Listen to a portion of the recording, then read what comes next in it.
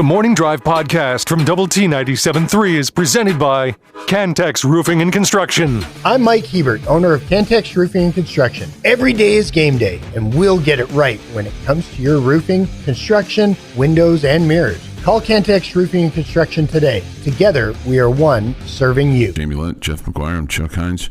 We get this with regard to the story about the Pony League team and the bank robbers. My Pony League coach sold insurance and was good friends with Donnie Anderson. He would come to our practice, and I thought he was a god. He was a Packer and signed that huge deal. That's really cool. You know, if like you're 8, 9 years old, yeah, man. Donnie Anderson NFL comes to players coming to practice. Come to your practice, yeah. And plus played at Texas Tech. You know, obviously people would know who the Golden Palomino was. You know, and come by and take in a little ball practice. That's really cool. My Pony League coach was my dad, and I never fought with him more than during that time when he was my summer league coach. Okay. What was the fighting over? Playing time or just? Usually that's what it was. It was because, and he would flat out tell me, I don't want to deal with these angry parents. Mm-hmm. So as soon as we get a lead and I'm comfortable, you're the first one coming out of the game every time. And I would, every game. I would come out halfway through the game if we were ahead, and it would make me so mad. He's like, I'd rather you be mad at me than these angry parents. So deal with it. Did every game. And I would be so angry with him. I'd sit over there like a miserable teenager sulking on the bench. Yeah. And then get in the car and basically refuse to talk to him. That's where it started, the refusal to talk. We got along great, except after those games. We longed for a different coach. Did you ever think about playing for a different team? No. Okay. And, you know, it's funny because people bring up the baseball parents or the basketball parents today, and who knows, they may be worse than it was in your day. I would bet so. You know, but 1,000 times worse. But still, it's funny just that go ask a local high school coach. Yeah, it's still funny you say your dad was worried about the angry parents, and this is, 30 some odd years ago, right? 30, 40 years ago. I don't want to deal with it. Yeah. I don't want to have to deal with it. Yeah. Let's see. We get this from Viva 73. Donnie Anderson was on for Ashby one Saturday morning. They called him the Golden Palomino. He said, quotation mark, to go to Palomino's, an old gray mirror now closing the quotation mark. Okay. I thought I understood that, but then as I read it, I really didn't understand it.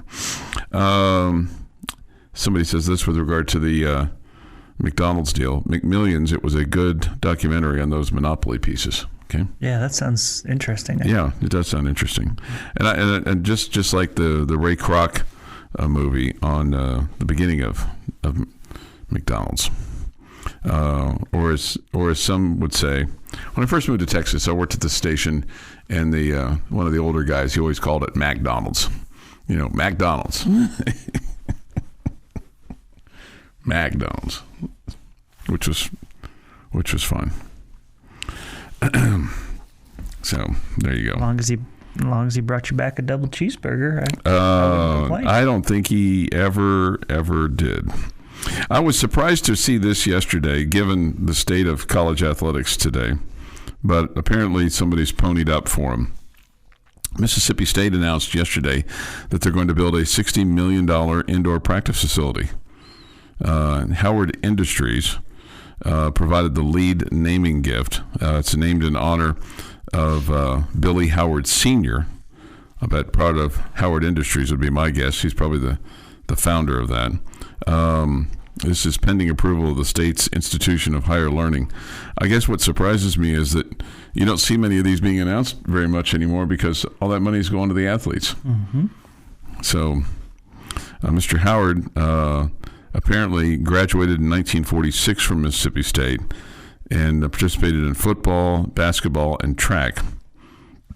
He used the term excelled, and his nickname was Iron Man for playing nearly every minute of every football game. So that's impressive. But I just was like captivated by the $60 million. captivated. Well, I was captivated. I was interested enough to send myself an email about it. Thought that was interesting. NBA playoffs last night, man, a beatdown, and then a shocker. The shocker is that the Celtics are down 0-2, losing their first two games of this semifinal East series with the New York Knickerbockers at home. Home. Two close games? Yeah, 91-90. Seems like a pretty good series so far. No doubt. And again,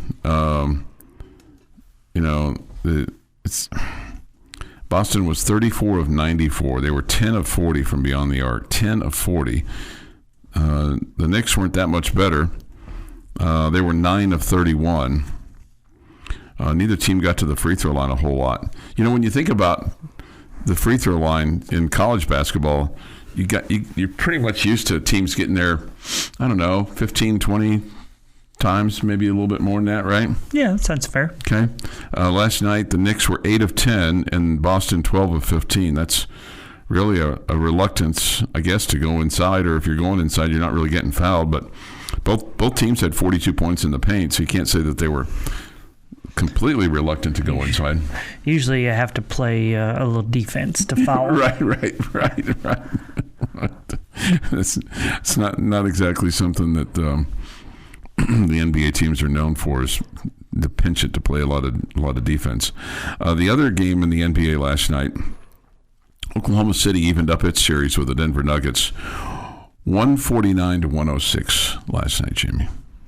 Yeah, sounds like that game one surpriser was a wake-up call for them, maybe? Yeah, right. OKC made 50 field goals on the night to 33 for the Denver Nuggets, and outscored them in the paint 52-28. Mm-hmm. Man, that's a bunch. And those two teams got to the free throw line last night. Oklahoma City was 33 of 36. Denver was 25 of 32. So they found their way to the line, but man. Your daily dose of sports and fun. This is the Morning Drive Podcast from Double T 97.3, presented by Cantex Roofing and Construction. It's Thursday, May the 8th, 2025. Here's Jeff McGuire.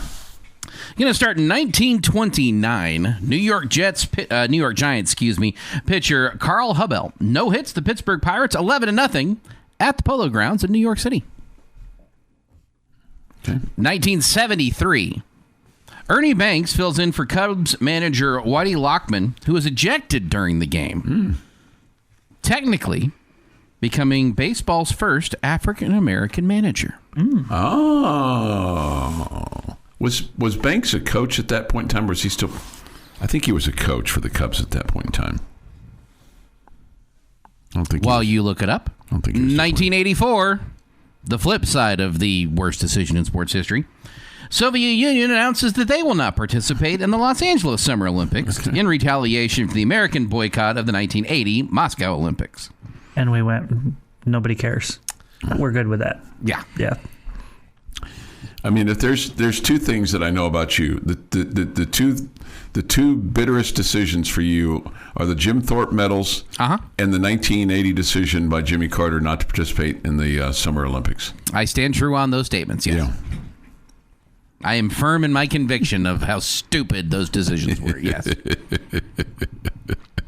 2014 NFL Draft, South Carolina outside linebacker Jadeveon Clowney is the first pick by the Houston Texans. And in 2016, the number 8 Texas Tech Red Raiders took advantage of a big third inning for the second straight game as the Red Raiders completed a series sweep over Kansas with a 6-3 win. Eric Gutierrez and Hunter Hargrove boosted Tech's 4-run third inning with a pair of home runs that cleared almost the same spot in left center. It marked the second time this season where the two Red Raiders had recorded back-to-back home runs. Very cool. It is National Coconut Cream Day. Coconut Cream Pie Day. Excuse me, I forgot a word. Very important word. Does it have coconuts on top? The only time I ever heard anybody talking about coconut cream pie was on Gilligan's Island. Well, they probably had lots of the ingredients of that. Yeah, and I don't care for the coconuts on the top. That's correct. Happy birthday to smushes the pie, doesn't it? This really ruins it for everybody. They're so hard to. You got to get a hammer to break them open. It's difficult to bite through, and you got to use two hands. I'm sorry. Happy birthday to BBC narrator and documentary narrator David Attenborough is 99. Okay. Enrique Iglesias is 50. Kemba Walker, 35. Ronnie Lott, 66. Felix Jones, 38. Bill Cower, 68. Lovie Smith, 67. And Mike D'Antoni is 74. And on this day, 1945, Great Britain, the United States, and other allied countries celebrate Victory in Europe Day. Cities in the U.S., U.K., and Western Europe, along with the Soviet Union, Canada, and Australia, put out flags and banners rejoicing the defeat of the Nazi war machine during World War II. The 8th of May marked the day when German troops throughout Europe finally laid down their arms. In Prague, Germans surrendered to their Soviet antagonists after the later had lost more than 8,000 soldiers, and the Germans considerably more. In Copenhagen and Oslo, near Berlin in northern Latvia, on the Channel island of Shark, the German surrender was realized in a final ceasefire. More surrender documents were signed in Berlin and in eastern Germany. And that is this day in sports history. So There was an island named Shark? Yep. Or S-A-R-K, Sark. No H. Sark. So really it's VE Day is really what it is. Yeah, Victory over Europe Day. Yeah. Victory in Europe Day, VE Day. VJ Day comes up later. Yes. Yeah. We were still fighting over that. Yeah, in August. All right, time for this day we did this day in sports history. Time for your lucky local winning word. It's brought to you by the Home Zone and Double T 97.3. The Home Zone, making your house a home every single day, but Sunday over at 50th in Indiana. They are proud to be a part of this with us. We're giving away $500 every Tuesday and Thursday. Today on this 8th day of May at 6:50 in the morning, all you have to do is go to doubleTSportsNetwork.com, enter this word. The more times that you participate, the more of a chance that you have to win, just like Michelle Alexander did on Tuesday. The word this morning is Jaguars. Jaguars. Jaguars. I've never really understood why sometimes, like you'll see the car commercial, and like the European way to pronounce this is Jaguar. But we know them as the Jaguars. You, of all people, are going to ask why somebody else pronounces something differently? I just think in different parts of the world they say things differently. Jaguar. Yeah. Jaguar. Just the guy that does the voiceover for the Jaguar commercials is he's very European sounding, very refined, probably it's probably what elegant. They want. Probably what they want. That way. Yeah. It's a high priced car. Not looking to sound like he's, from Syracuse, New York, or Sheboygan, or Missouri. Middle America, right? Yeah. Right. Wants him to sound elegant. Yeah. Or Post, or Lockney. I feel like that I could probably. The Jaguar is an elegant car for the sophisticated sports car driver. Go get a Jaguar today. I feel like I could do that. Do you think so? Yeah. I feel like I could do that.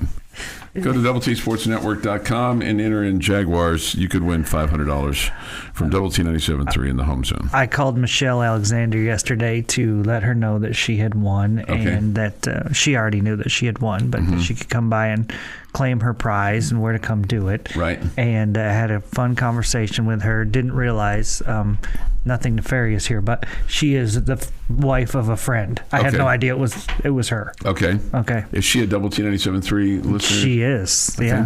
Yeah. I text my friend. I said, I can't believe you make your wife listen to us. And he said, no, she enjoys it on her own. She enjoys it on. Are you going to sign the check for her? No. Okay. No, I don't. Brad still signs the check. Yeah, I don't have that kind of power. But let on high sign this. So thank you, Michelle, for listening. Absolutely. Mm-hmm. Absolutely. I'm sure she would claim that neither one of us are sophisticated enough to do Jaguar commercials. Probably not. Probably not. By the way, Ernie Banks retired as a player in 1971. He would coach with the Cubs until 1973. Okay? And then he would go on to do other things. So that's a nice little tidbit. It's a good conversation starter for your Mother's Day, get-togethers. Did you know that just the other day was the anniversary of when Ernie Banks took over for Whitey Lockman as the manager of the Chicago Cubs when he got thrown out from a ball game? Becoming the first African-American manager in Major League Baseball. Yeah, that's kind of the key part there. Yeah, right. Yeah, got to throw that there. Got to throw that in there right there at the end, right? It's kind of by the way, he did this. Mm-hmm. Leo DeRocha was the manager of the Cubs before that. He was a feisty guy. Mm-hmm. Does, when you drop these kind of conversation starters on the lucky lady, especially on Mother's Day, is she impressed? She like it? Oh, it's like she's used to it, Yeah, she decided to ask if she's used to it. Sometimes. Do you need conversation starters for the lucky lady?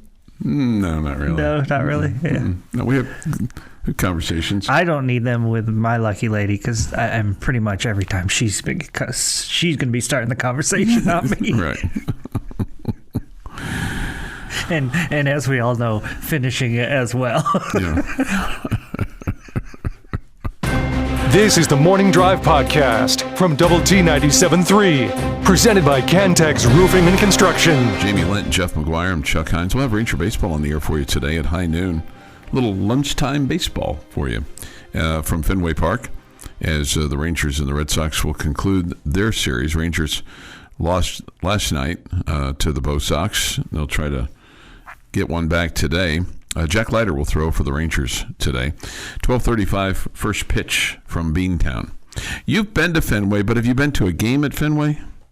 Not been to Fenway. You've not even been to Fenway? Not been to Boston. Okay, not been to Boston. Okay, for some reason. Any more northeast than New York. Okay, for some reason I thought you had been to Boston. Had been by it or traversed through it for some reason.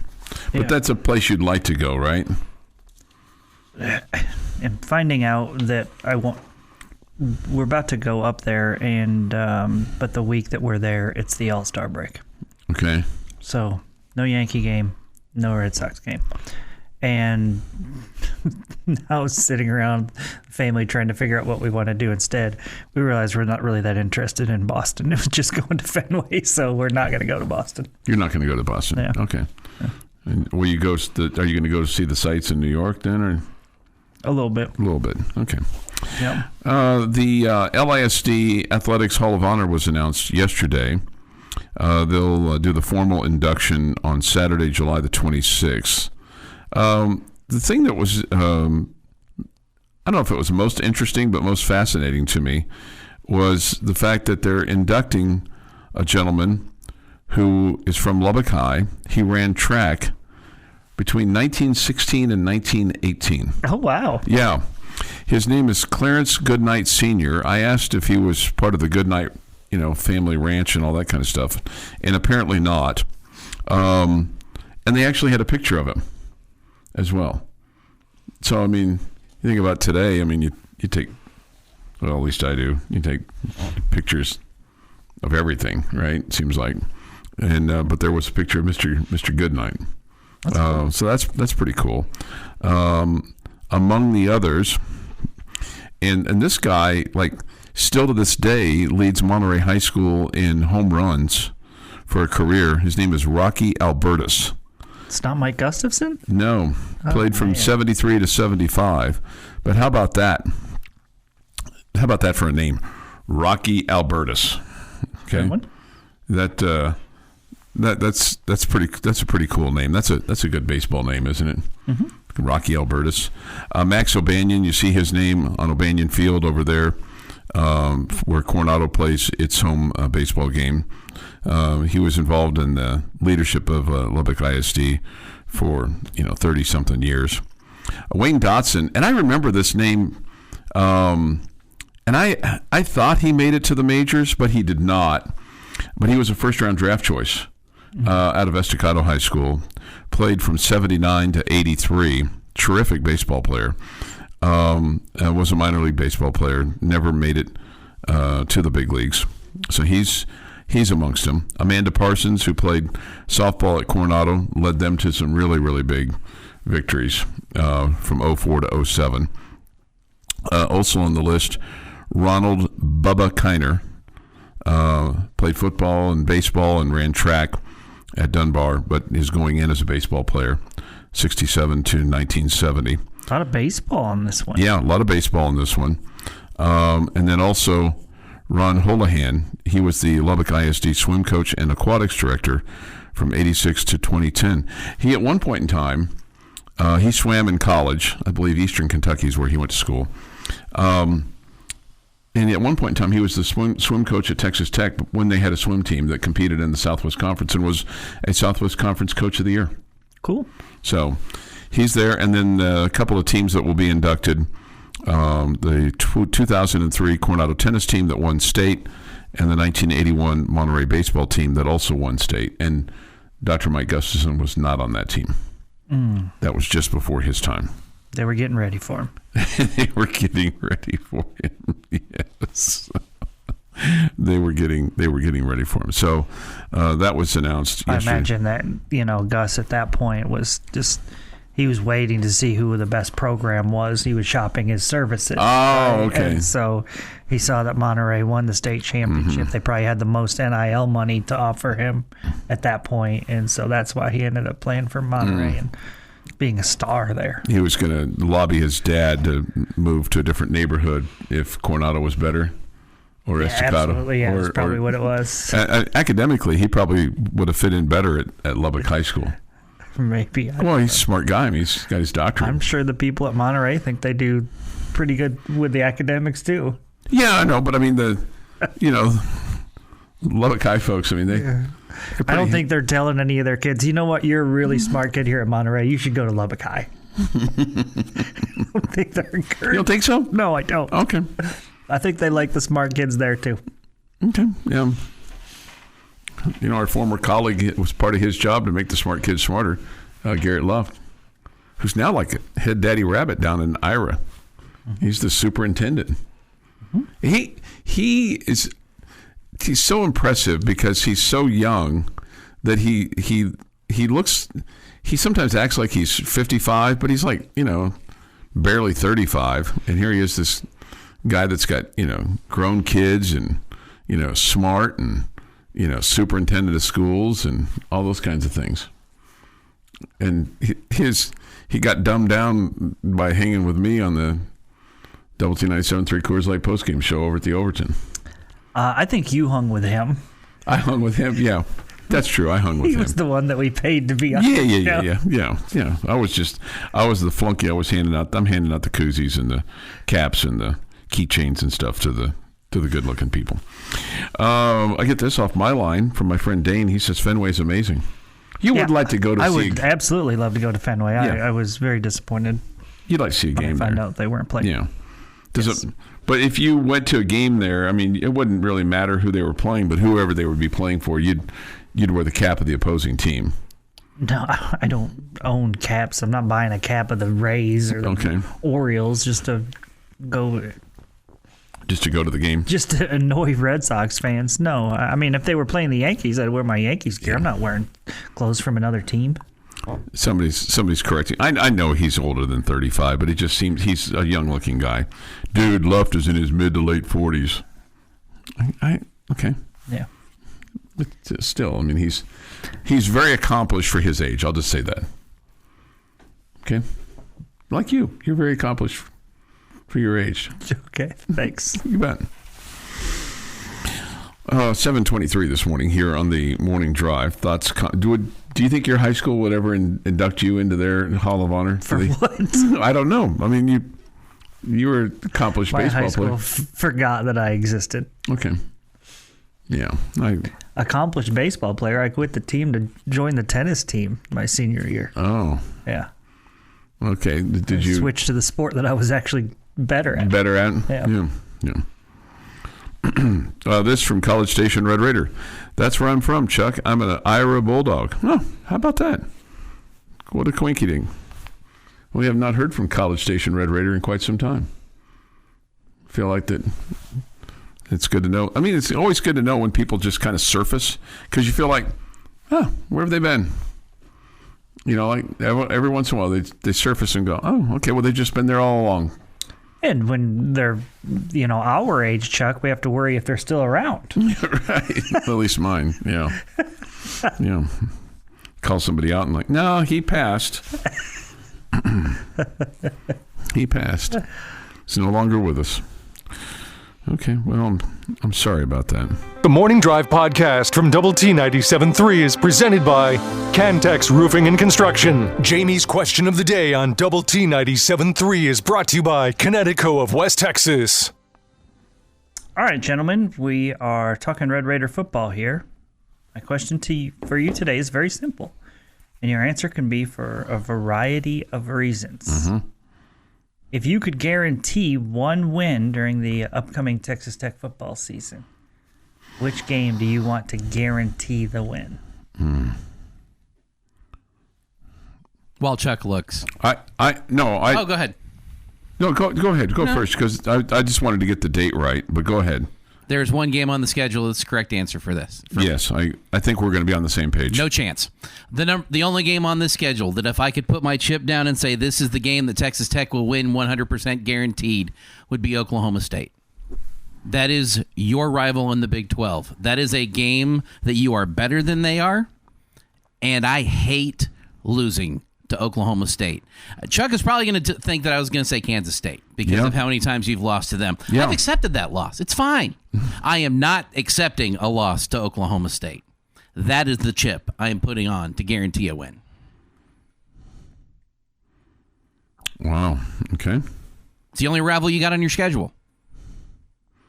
Yeah, without Baylor and without TCU this year. Mm-hmm. I mean, you could make a case for K-State and West Virginia to a degree, but I mean they're not. I can make a case for any team in the Big 12 they're having a rivalry. I mean, I'll take Houston over K-State and West Virginia all day, every day. As a rival? Yeah, because they're in the state of Texas. Because they're in the state? Okay. Even though you've competed against K-State longer than, well, I guess Houston going back to the Southwest Conference days. You know what? Normally I would say K-State, but I think this is going to be a huge game on the schedule, and it's at home, and I'm going to say BYU, November the 8th, because I think they're going to be a team that is going to be one that's going to contend to be in the Big 12 title game, and you'll have that game, and then you play UCF at home, and then you go to West Virginia. Am I looking at the right year? Yeah, no. Yeah, I'm looking at the right year, 2025. Yeah. BYU on November the 8th for me. Okay, so my reasoning is because I want it. I feel like it's got to be a game that you feel like has the potential to be a loss. Okay? Mm-hmm. Jeff said magic words there when he talked about Oklahoma State. It's at home and you're better than them. You should win that. I shouldn't have to guarantee that. There's no team on the schedule that I would rather not lose to than Oklahoma State. Okay, and that's why that's where the chip goes. Yeah, but I'm trying to do what's going to give you the best chance to get to a Big 12 championship game. Chuck's answer was on my on my hot list. I think I'm going with a road game at Arizona State. Although I think they take a step back this year, it's a road game that makes me nervous. Obviously, BYU I think that's a good answer too. The BYU factor is just that I think that's going to be just at home, an electric atmosphere, one of those games that nobody's going to want to miss. I feel like I like the Red Raiders' chances, even though I think it's a tough game. So I just lean a little bit towards the road contest being a little bit more difficult than the BYU one. I think both are winnable. I think both are losable. See, I thought you might select BYU. I understand where you're going with the road game, but when you said road game, I thought you were going to go with the Utah game on September 20th. Yeah, I just don't know what Utah's going to be. Well, I mean, I think that's fair. I don't know. They could be much better. I mean, obviously they have a track record of being a good football team, but they were horrible last year. It wasn't just the quarterback. Mm-hmm. I mean, winning at Utah on September 20th, that's your first Big 12 game, gets you off to a good start, because then you feel like, man, going to Houston and then having Kansas at home, feel like maybe you'd have a chance to have a 6-0 start. Yeah, I mean, Arizona State. They win Arizona State, and you think you have a chance for a 7-0 start. Then you get Oklahoma State, man. I'm feeling good about that. You could be 8-0 going to K-State. Here we go. It's happening. It's happening. Keep going, Chuck. Get to K-State, and then you got back-to-back purple. We got back-to-back with at K-State and at home against BYU. Okay. So, he didn't do it, Jamie. Let's see. We didn't get to 11-0 before the end of the season. Let's see. Paul says this: Oklahoma State is the correct answer. Then somebody else says Kansas State is the right answer. I'm not wasting my guarantee on an Oklahoma State team that isn't that good. That's kind of where I am. That's fair. Mm-hmm. Tyler says has to be the Purple Kitty Cats. We haven't beat them in a while. It's a road game, and to prove this year is different than the past, we need to beat them. I mean, that's sound reasoning right there. So I guess my question with Kansas State is, do we expect them to be near the top? And I think the answer is yes. Yes, yeah. So I think it's a good answer, too. Mm-hmm. No, I don't think they're – I mean, they returned their quarterback and all that kind of stuff. So I think that – yeah, I think they're going to be good. I think they're always going to be good.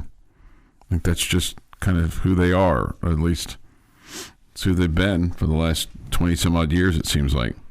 I acknowledge that y'all's answer is about raising the ceiling for enjoyment of the Red Raider football season. Bigger wins, better chance to have a successful season, Big 12 championship title game possibilities that are entailed with yours. Mine is about raising the floor, not losing to the only rival on your schedule, not losing to the team that you have not had that much success over recently because you've been down, that for a very long time it was a home-and-home type situation. And getting back to that starts with you getting some wins in a row. And I'm not saying that Oklahoma State is at the level of A&M or Texas or Oklahoma was when they were still members of the Big 12, but they're the only ones left. It's you and them when it comes to the head-to-head the state of Texas versus Oklahoma rivalry in the Big 12. And I don't want that game to be a loss. I don't want that game to be close to a loss. I want pure domination in that game. Okay, both of you guys have talked about Oklahoma State being, the rival, and Jamie talked about Houston because of the in-state aspect of it. I just feel like that over the test of time, it seems like that you're more like black and blue games, so to speak, where both teams kind of beat the living dog out of each other. Whether it was football and men's basketball has been West Virginia. Yeah. I mean, you've had battles with them, but, I mean, you don't deal with their fan base very much. No, you don't. And rivalries, to me, have to do with dealing with the fan base. Okay. Yeah, I mean, it's the guy in the office that wears the orange the day after the game that goes in, how about them Cowboys this weekend? Yeah, That's the guy. Just I don't see very many West Virginia fans. No, I think that's fair. Around, so I just don't care what they do. Okay. Your daily dose of sports and fun. This is the Morning Drive Podcast from Double T 97.3, presented by Cantex Roofing and Construction. 5 hour 3 of 3 For us, hour from now, into the bench on 100.7 The Score. You'll hear Bottom Line today at high noon. You'll hear the Rangers and the Red Sox from Boston today at noon on Double T 97.3. First pitch at about 12:35. Jamie, Jeff, and I come to you from the First United Bank studio. Thoughts, comments, Yates Flooring Center chat line. Go to doublet973.com for that. Or the mobile app. Visual Edge IT hotline is open too at 806-771-0973. A couple things here from the Yates Flooring Center chat line. Jamie, my daughter and I are both thinking you would miss your pinky when typing and playing tennis. Yeah. Okay. Yeah. Tennis, definitely tennis. Yep. And typing. Yep. That's two. Here's an observation. 1 year of success for the Tech softball team. And Chuck is an expert. Just said what I thought. Okay. Just said what I thought. Thought that, win one, you'd be a lock to host. Okay. This, Chuck, you don't realize how good it is to have your fingers, every finger working. I have neuropathy in my fingers, and the difference is really noticeable. Somebody else says the same thing. Basically, mine as well. I'm dropping things more than ever before. It's very frustrating. Okay. Hate to hear that. Yeah, I do too. Since when does the NBA care about no calls? Well, during the playoffs, apparently. Okay. Yeah, there's it's interesting, and you kind of touched on it yourself, is that you sometimes want to know all these things, and sometimes you don't. Yeah.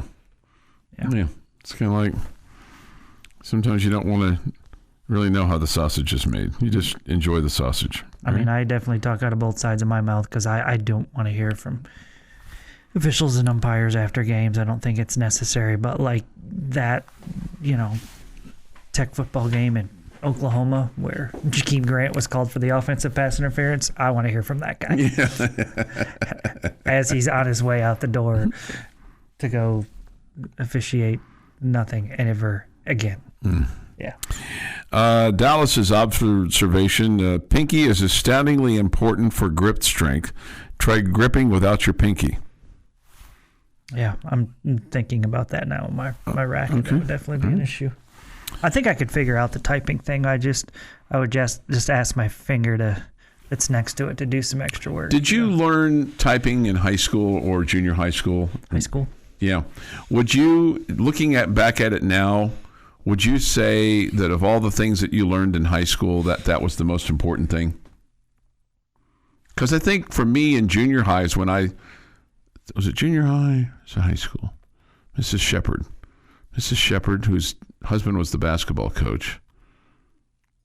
And I think it was junior high. I think the ability to write and communicate, to be a writer and a communicator, it would have been higher on that list. And that was a high school skill? Well, I mean, I learned to be good in English and be, communicate my thoughts and all those kind of things.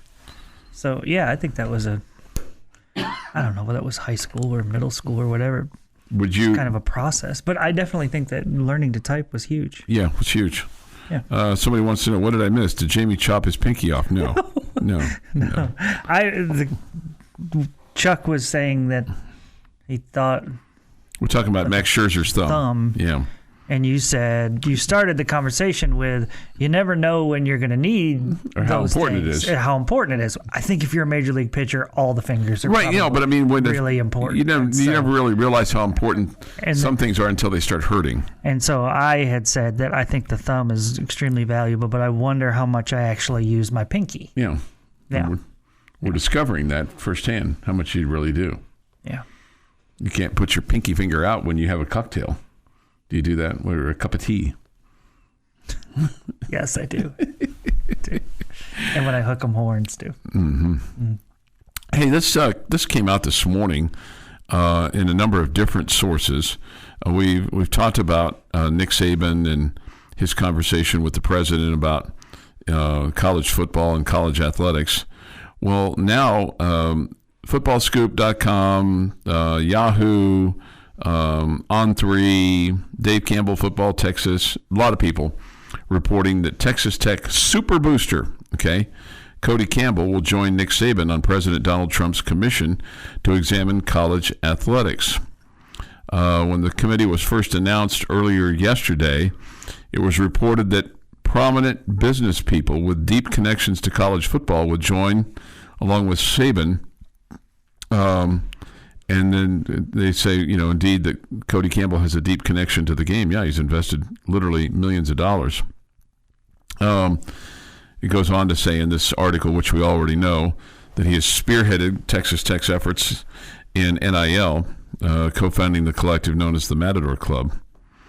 So that would be interesting. He has also written 3 columns in the Federalist. It's a conservative publication, and so you can go back and Google those if you'd like. But anyway, it's interesting to see what that commission could have and what kind of a impact it could have. Well, in the meantime, you wait for this $2.8 billion settlement to be resolved in between. It's called House versus NCAA, in which every athletic program in the country is waiting for the judge to sign off on the settlement. Now, attorneys did file a brief yesterday that tweaked the roster limits that the judge had a problem with. The judge has twice voiced concerns over proposed roster limits, and now what they have countered with apparently is that there would be no guarantees that designated student athletes will get or maintain roster spots, but they would allow those athletes to come back in, or schools to put them back on there, to reinstate them if they were cut during the 24-25 academic year without those players counting against the new roster limits to be implemented July 1st. Purged players exempt from roster limits could then also transfer to new schools. But they don't know if the judge is going to sign off on that, if that will satisfy her, who she had specifically asked attorneys to grandfather all players into the new deal. My guess is she's going to say, that's not good enough. Probably so. Which is going to further delay this. Okay? Further delay this. High school seniors who were promised scholarships that were later rescinded because of proposed roster limits would also be exempt. This has been the Morning Drive Podcast, presented by Cantex Roofing and Construction. Check out our library of Double T 97.3 podcasts at doublet97.3.com.